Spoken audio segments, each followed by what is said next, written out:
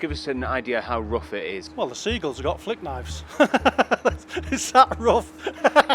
Grimsby's got issues, everyone's got issues. Society, no one can afford feeding themselves.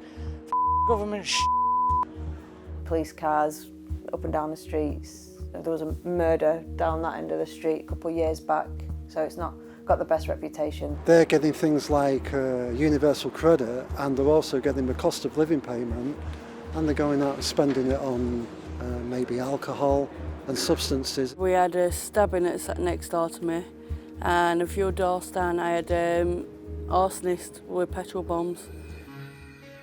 Grimsby. For hundreds of years, this port town in North East Lincolnshire on the River Humber estuary punched well above its weight. Its fishing industry became known around the world. 280, 590, 90, 280 a kilo. And at one point, the town became the largest and busiest fishing port on earth. But after the industry started falling, poverty came next. And with the fish gone, the town changed, with job losses, low wages and a lack of infrastructure. Today, average annual household incomes in the town's East Marsh are the lowest of anywhere in England and Wales, making it the poorest part of the country. These flags represent our country in tatters. This is Real Britannia.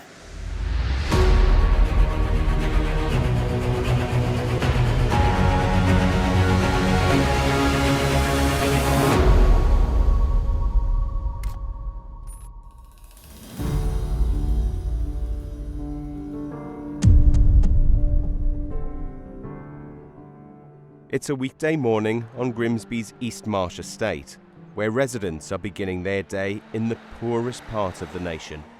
Of course, that's not to say everyone here is living on the poverty line, but the data is striking.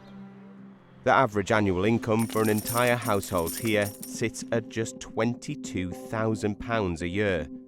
That's over 10 grand less than the UK national average, and almost a staggering £86,000 below London's affluent Clapham area, which has the highest in the country at just above £108,000. It's in East Marsh where we meet Natalie, who lives in the centre of the estate with her partner and 4 children. She receives around £2,000 a month in benefits, but as she begins her shopping, with Christmas on the way, she's struggling to make ends meet. I get tight, especially this time of year, I get tight on my budget.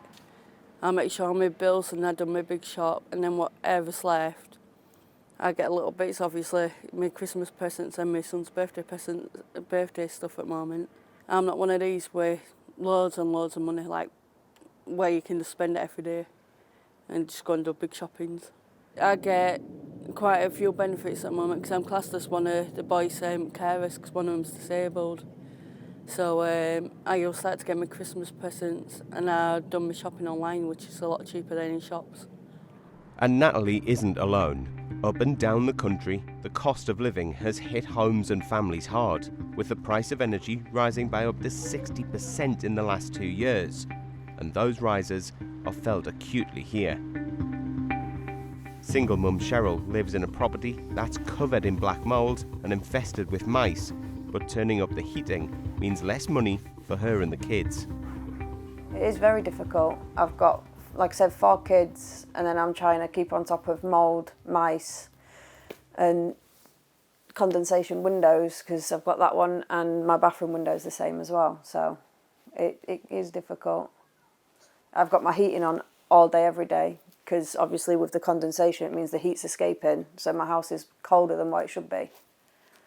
So I'm paying more on my gas and electric than I should be per week just to keep the house warm, to keep my kids warm.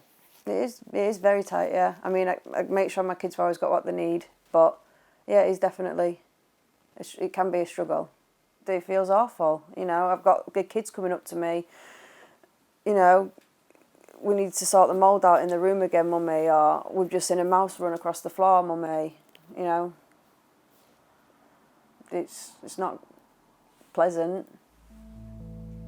Stories like this are sadly nothing new for Grimsby, and especially the East Marsh. The area is the most deprived across the whole of North East Lincolnshire, and nearly every street is in the top 1% of deprivation across the country. It's become associated with higher levels of crime, antisocial behaviour and homelessness, something visible all over Grimsby. I want somewhere to live, I want somewhere to go, I want to work, but I'm just finding it hard. How long have you been living on the streets for now, and what's that like? I'm in hell. That's just about it, really. Residents here are aware of the problems, and sometimes help from within the community can come from the unlikeliest of sources. With the lowest incomes in the country, it's perhaps no surprise that the nation's cheapest chippy is right here in East Marsh, where a portion of fish and chips with a side of peas will set you back only £3. UK fish and chip prices have soared in recent years, with the classic takeaway now setting customers back £9 on average. But at Matthews Chippy on East Marsh's Stanley Street, owner Stan Matthews explains how he keeps his prices at rock bottom. Because I'm down on the docks, we buy our own fish, we've got our own smokehouse, so it all comes in line where we can get that product a bit cheaper. Saying that, they have gone up. We used to be £2.50, but because like gas has gone up, electric's gone up, all the raw materials have gone up, so we had to up it by 50p. So £3, they're still getting a good meal for £3. With prices like this, and with a community in need, he serves plenty of punters every day who queue outside the door even before it opens. Some eat here every night of the week, and the product is well received, including by me. £3 fish and chips, I mean that's a steal, isn't it? It's great for us pensioners. Every penny counts, doesn't it? £3, you can't knock it, can you? I come here every time for fish and chips. The portion you get is brilliant. Absolutely amazing, it's quality, good meal. You can't buy a burger for £3. There's not a lot of money in it. We earn enough just to pay like the mortgage, the gas, electric, that's about it. But we're feeding people, that's the way I look at it. People are coming in and they're getting warm meals. Yet cheap takeaways alone aren't going to solve the issues facing Grimsby. While the cost of living crisis has exacerbated things, the challenges for the town are deep-rooted. Are the needs here greater than anywhere else in the country when it comes to citizen advice? They echo them. I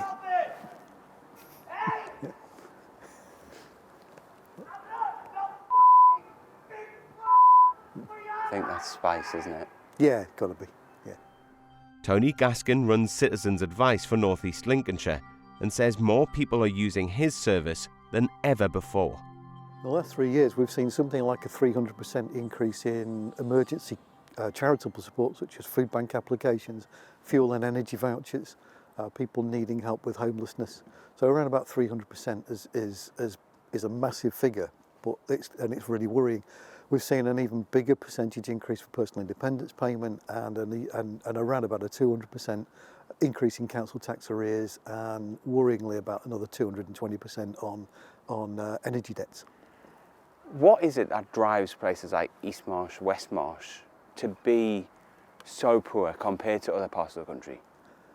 I think we're looking at a number of factors. We're looking at that people are in part-time employment, people in long-term unemployment, people with high percentages in East and West Marsh with people with long-term disabilities and struggle to find work. Where they do find work, then they're limited by the number of hours that they work. People have got struggling with fuel costs because pre-1919 properties that are difficult to heat, difficult to insulate. So there's a raft of problems, but there's also a really engaged infrastructure trying to bring people out of poverty in North East Lincolnshire, and particularly in these two wards. And the work that's going on is remarkable, but the challenges that individuals face is huge. So what's the best solution? Well, it depends who you ask, and some members of the public have different ideas to the experts about what's causing these issues. I was talking to two young lads the other day and they was on about the cost of living. I said you should have lived through the 80s, then you would have known what the cost of living was. But it's a different generation now, isn't it? They won't tolerate low wages and bad work. Anybody could walk into a job, and now because of, how can I say this, family tax credit, people realise they don't have to work anymore, so they don't, and they take advantage of it. A lot of people won't work because they work and they're worse off and working. So I know people are saying, well, that's a load of rubbish, but I spoke to people and said, well, I'm not working. The time I paid me rent, paid me council tax, there's no paid me gas, electric, there's no to get food in. If you look at the figures, there has been no inflationary increase to benefits for 10 years other than the one last year. And in real terms, people on benefits now are about 25% worse off than they were in 2010. With the cost of living increase as it hits, then that just exacerbates that problem and makes it more severe and makes it more difficult to manage. And in the interim, in the short term, increasing benefits by the rate of inflation is the right thing to do. But with a quarter of people in the area classed as economically inactive as of March 2023, how did this once prosperous town find itself in this situation? Grimsby's fishing heritage stretches back over 1,000 years, and by the mid-20th century, it had reached its peak, when over 500 trawlers a day would leave these shores in search of a catch. Then, the Cod Wars happened. It seems that the countries that are barring us from the fishing grounds which have traditionally been ours are standing back now and taking a market and laughing at us. Between 1950 and 1976, the Cod Wars were a series of disputes between Britain and Iceland which changed Grimsby and British fishing forever. UK vessels had been fishing in Icelandic waters since the 14th century, but after the tiny country gained independence from Denmark, things changed. Iceland expanded the area other countries could fish from its coastline, from 4 nautical miles to an area eventually 50 times that size. While the industry was already in retreat, these moves, along with a declining cod population, decimated British fishing, and the EU's Common Fisheries Policy in 1983, which brought in additional restrictions and quotas, became the final nail in the coffin. Thousands of British fishermen lost their jobs as a result, but had to wait until the year 2000 before the government paid out any compensation for the pain caused. At Grimsby Fishing Heritage Centre, retired trawlermen still get together once a week to share stories about how they risked their lives to put fish on British plates. The young ones of today are struggling because there isn't the work for them anymore. 85 to 90% of people in Grimsby had something to do with the fishing industry, and it hits everybody hard, and I think that's why we're like that now in Grimsby. We were overfishing. If you saw a farmer go around shooting his cattle when they're very young, you say, what's happened to this bloody lunatic? And we were catching fish with a rose, and it's breaking my heart in the spawning season because the shellfish came on the shoals, and I thought, why don't we stop? In the end, there was fish, less fish, less fish, less fish. It used to be great Grimsby when fishing was going. I had 2 families. I had a family at sea and I had a family at home. Grimsby to me has gone downhill. These days, there's barely any homegrown trawlers left in Grimsby's iconic docks, but that doesn't mean the industry is dead. Produce from Scotland, Iceland, the Faroes and Norway is sold and processed here instead, before being shipped around the UK. And at the crack of dawn, we get a glimpse of what Grimsby's fishing heritage looks like in the 21st century. Morning. You right? Come in the parlour. Straight in then, gents. Again then, 270, 580, 270 a kilo. 270. Here at the Grimsby Fish Market, traders say they used to shift about 7,000 boxes a day. Now they're lucky if they hit 7,000 a week. Despite the change in fishing fortunes, the market's CEO, Martin Boyers, takes a more philosophical view and is far more upbeat than most when it comes to Grimsby's future. The industry is quite complex, and what we've managed to do in Grimsby is to be able to diversify. So as you've seen today with some of these vessels, we're not just a fishing port anymore, we're also an offshore wind farm port, so what's called an operations and maintenance port. And that diversification has allowed us to continue with the Grimsby fish market, even at that small level, as you rightly point out. But like a lot of things, it's not like it used to be, but it's still here. We're still busy, people still eat fish, it's a good protein, and there's still a good demand for it. What does the future look like? Are you hopeful that things will get better for Grimsby? I think it's a great opportunity, and what we've got to do is actually get that message over to the young people, particularly in a place like Grimsby, that there's a lot of jobs available in fish processing. It's not about going to sea. People just used to think, you know, if you didn't do any good at school, you can always go to sea. Well, that was all right in the 1960s, but that's gone. But it wasn't supposed to be like this. 70% of people in Grimsby voted to leave the EU in 2016, and it was hoped that Brexit would help change the future of Britain's fishermen. It's an opportunity here to look at one of the ways in which this country will be able to take back control of a massive industry. Our coastal waters go out 200 miles, and there's a potential to do really well for UK fishing. Martin says it hasn't quite worked out that way, but he doesn't regret his vote to leave the EU. It was never as simple towards in the industry, certainly to me, as it was portrayed to the great British public. And one of the things you find about the fish industry is that when it's the election, is that economically, in terms of GDP, it's very, very small. But in terms of emotion, it's very, very high. So I just thought it was a bit of a bandwagon and a bit of a cheap trick, actually. Back in London, we caught up with the Conservative MP for Great Grimsby, Leah Nitchie. She's positive the town is far better off outside the EU and that any damage had already been done. Well, let's be clear, 70% of people in Grimsby wanted Brexit. You know, undoubtedly, we're a Brexit town, and people wanted to be free of the EU. But people didn't make that decision based on business. They based that on wanting to be a sovereign country. You know, when I talk to people about that, that's undoubtedly, they say, yes, we know that there are going to be pros and cons with being part of the EU or not being part of the EU. Now, there's this big misnomer of people who don't come from Grimsby that think that we've got some amazing fishing industry and that Brexit has been terrible for us. Well, let me tell you, the fishing industry died the day that we joined the common market. What do you do to try to stem the losses that we hear about from business leaders in Grimsby who said before the vote, before Britain left the European Union, it was so much easier to do business and actually it was easier to generate profits for Grimsby? I've worked hard to make sure that people can see a different kind of MP. I've been out there, I've been working with people on practical projects, helping them to succeed in areas. You know, East Marsh has been one of the poorest areas in the UK for 5 decades or more. It's not something that's going to be fixed quickly. All I can say is I'm working hard, making sure I can do the best that I can to really be noisy for Grimsby. And I have been. I've been at the centre of government, making sure Grimsby is being represented.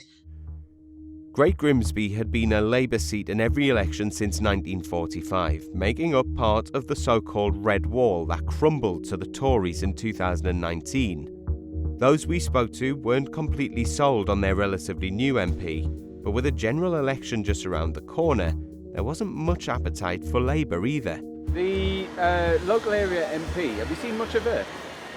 Never see her. I can't remember what her name is. What's her name now? Leah. Oh yeah, Leah Nicker. Never ever see her. Have you ever seen your local area MP? No. And what do you think of your local area MP?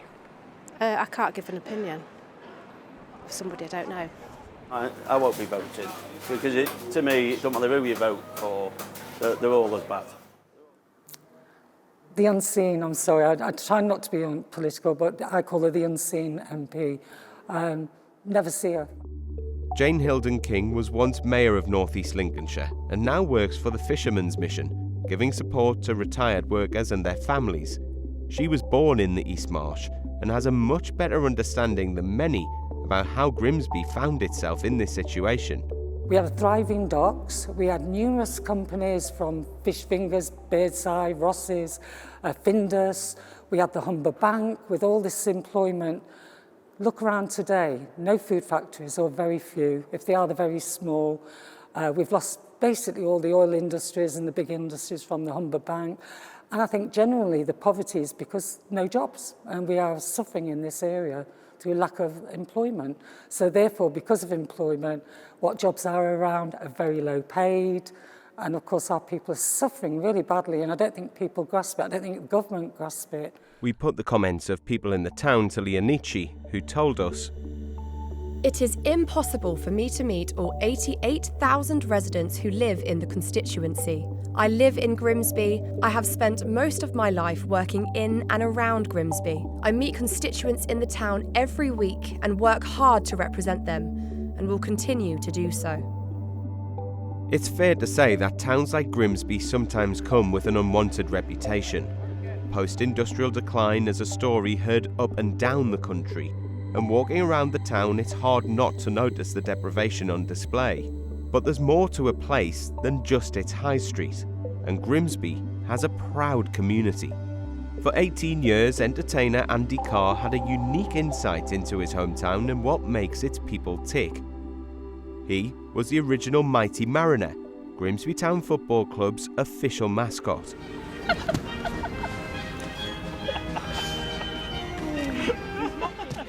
Every week, he saw thousands of fans make their way here to cheer on their team and their town. Andy's passionate in his love for Grimsby and doesn't understand why it comes with such a reputation. It annoys me because I wouldn't, you know, I'm a homie. I love living in the area in Grimsby Cleethorpes. My family are the same. There's a lot of areas. There's more areas than bad areas for me in Grimsby and Cleethorpes. But it's just a shame that once again Grimsby Cleethorpes is being tarred with the negative brush, when actually there's a lot more positive to come out the area. And the people in Grimsby and Cleethorpes, you know, there's a lot of good people. Yeah, we've got some bad, you know, there's, you know, some undesirables, as you get again in all towns and cities. I just wish that the positives for the area outweighed the negatives, which I actually think they do. How do you feel then when you hear about those statistics from the ONS? It's one area. We're talking about one area of Grimsby Cleethorpes. I haven't, to be fair, seen the statistics of what the other areas are, but what about all the other areas in Grimsby Cleethorpes, you know, that probably nowhere near the bottom? You know, they've obviously singled it out. It's good in one sense that it's been singled out because maybe they can do something about that area. But I personally would never move away from Grimsby Cleethorpes. I love living it, you know, love living down here, and the fact that I'm a big Grimsby Town fan, I couldn't move away and not come to the games. But as crowds leave this stadium every other weekend and head home, what sort of situation are they returning to? In some ways, it feels like Grimsby has been left behind. Depending on who you ask, it could be in for a bright future. One thing feels certain though, that the last couple of years have not helped the situation. And if UK living standards don't improve fast, it could be the difference between Grimsby's resurgence or further decline. They're not bothered about us down here, and that's been like it for years. But you can see it's just rough, it's rubbish everywhere. There's a lot being done, and whether or not it's enough, that's debatable. Whether or not it's too late, I doubt it. I think that we've got time to try and turn things around. A lot more could be done in this area, because I know I'm not the only house with mould or mice either, so a lot more could be done to help. Government need to massively step up. They need to realise how bad situations are. I mean, I've seen it foremost. I mean, COVID, it's difficult. Government need to really step up big time.